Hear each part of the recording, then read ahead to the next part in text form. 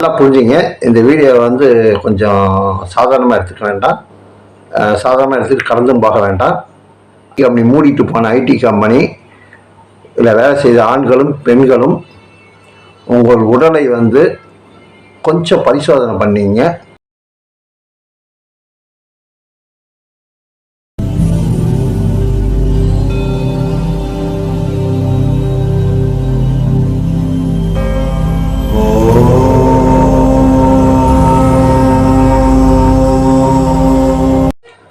வணக்கம், நான் உங்கள் பேல் சிங்கார வேலுபாலமணி. மீண்டும் ஒரு காணொலி சந்திப்பதை மகிழ்ச்சி அடைகிறோம். சிவன்மலை ஆண்டவன் உத்தரவு பெட்டி 25/2/2025 அன்று வைக்கோல் பிரி வைத்து பூஜை செய்யப்பட்டுள்ளது.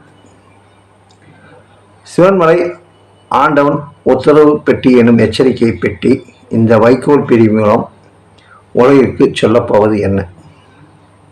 வாங்க பார்க்கலாம் இந்த வீடியோவில்.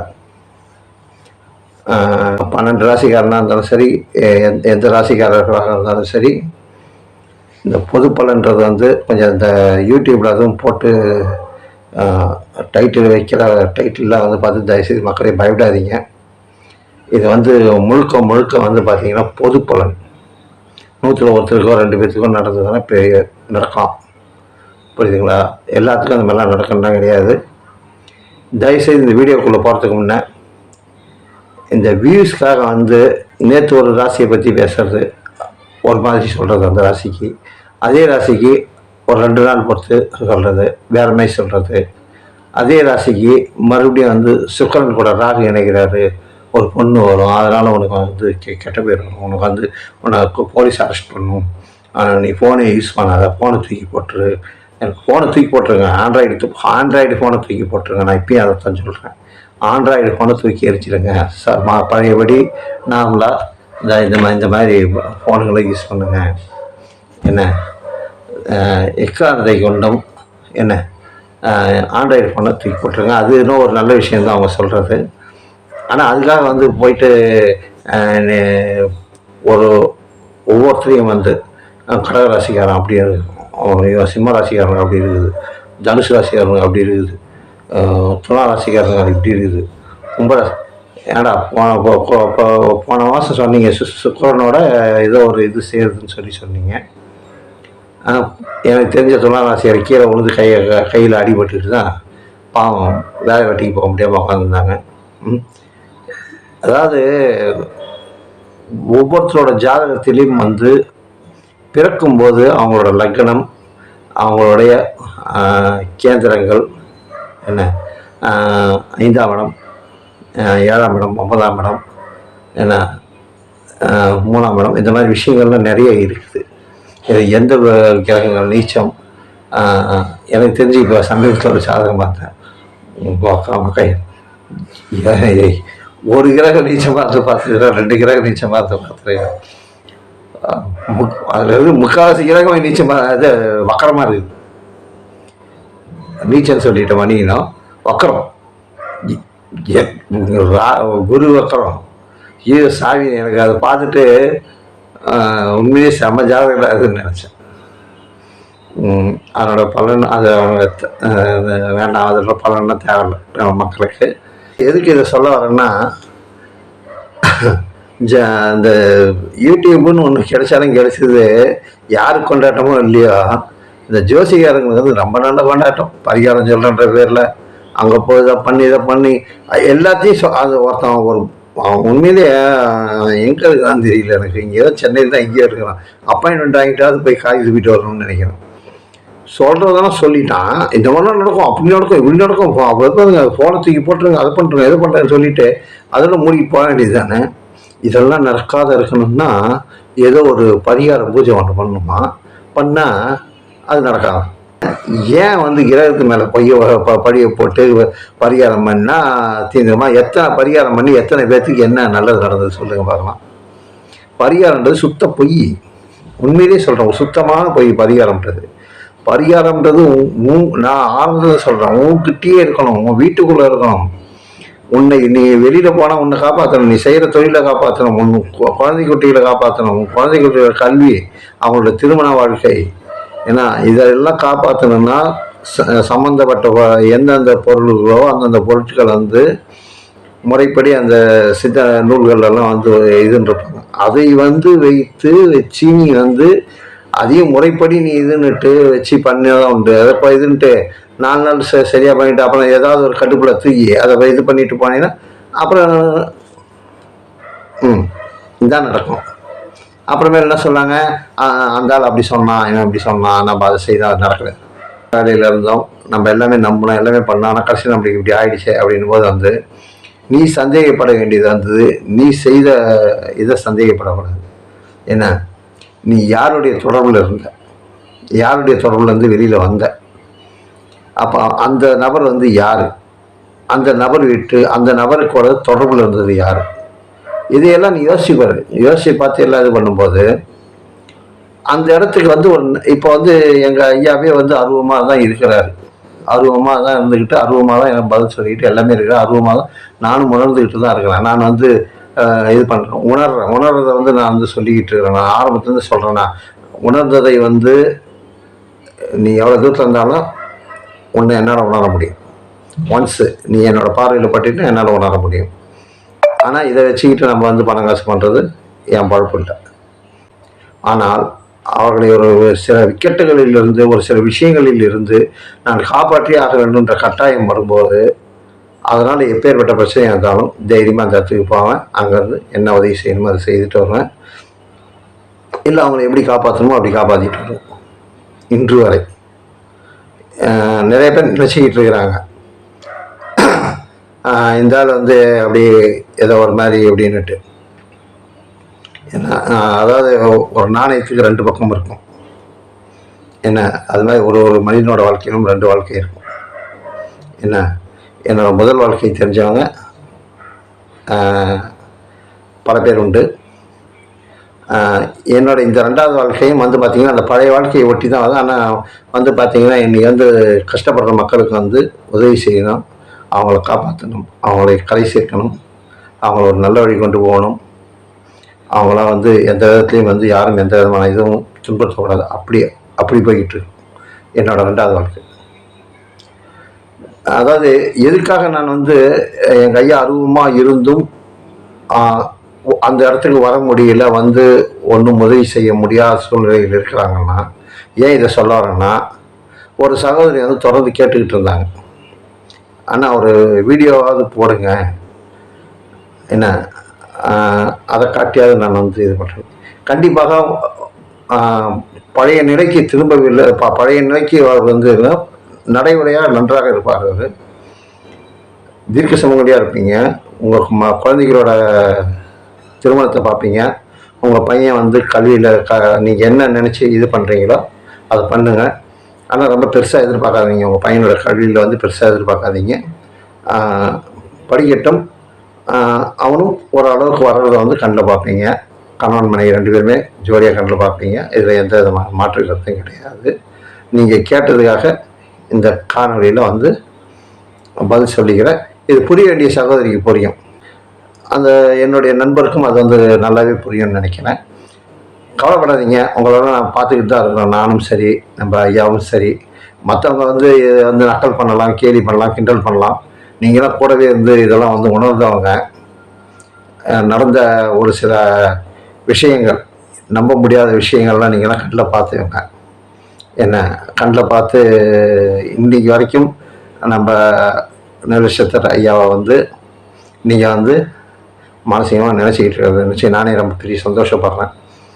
காரணம், உங்களுக்கு வந்து உங்களுடைய கர்மாவோ உங்களுடைய விதியோ உங்களோட இதை வந்து உங்களை வந்து இந்த மாதிரி உட்கார வைக்கல. சில சதி செயல்கள், அதன் மூலிமா தான் நீங்கள் வந்து இன்றைக்கி இப்படி இருக்கிறீங்க. அந்த சதி செயல்கள் மூலிமா தான் எங்களாலையும் அங்கே வர முடியாத ஒரு சூழ்நிலையில் நாங்கள் இருக்கிறோம்.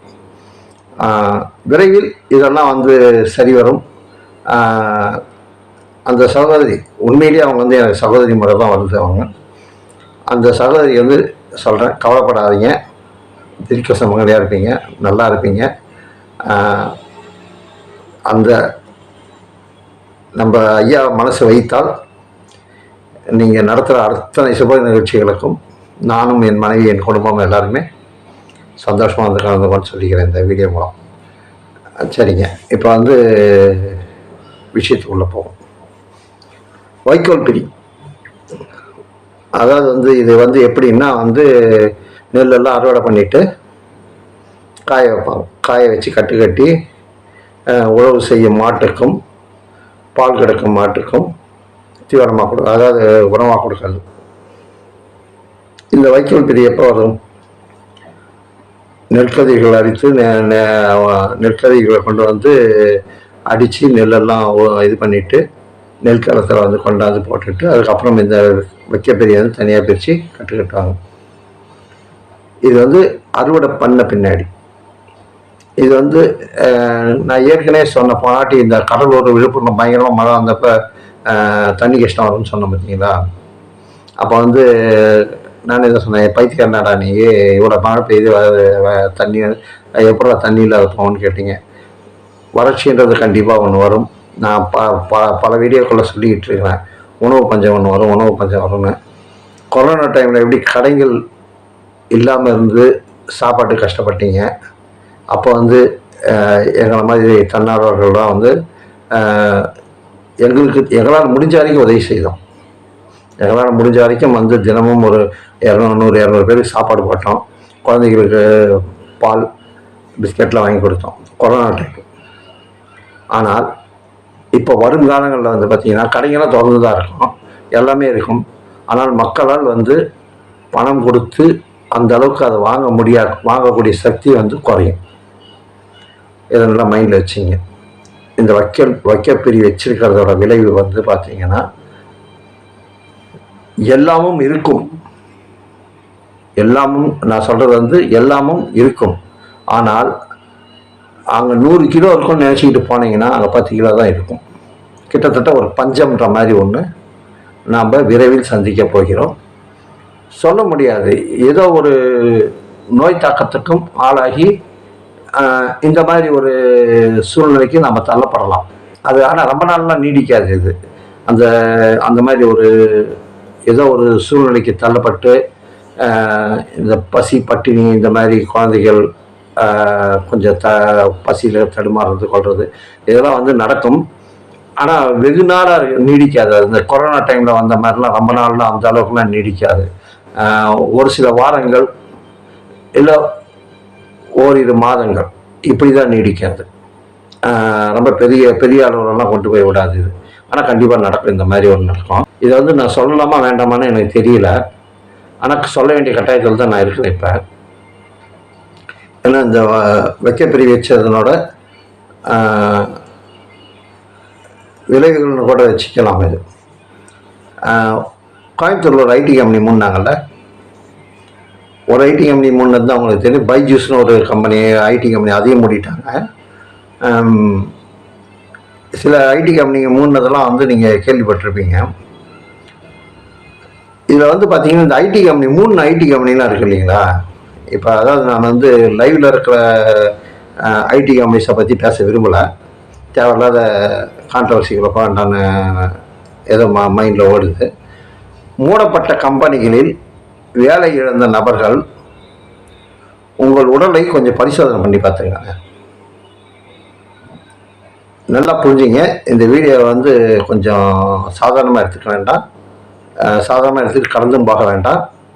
ஐடி கம்பெனியில் பணிபுரிந்து இப்போ ஐடி குறிப்பாக அந்த டிஎன்ஏ வந்து கொஞ்சம் நல்லாவே முடிஞ்ச, அதாவது டிஎன்ஏ பரிசோதனை செய்திக்கணும்னு நினைக்கிறவங்க, உங்கள் உடல் இதில் வந்து எதையாவது மாற்றங்கள் ஏற்பட்டிருக்குதான்றது தெரிஞ்சுக்கிறதுக்கு சரியான முறையான உண்மையான நேர்மையான பரிசோதனை கூடத்தில் போய் அதை கொஞ்சம் பரிசோதனை பண்ணி பாருங்கள்.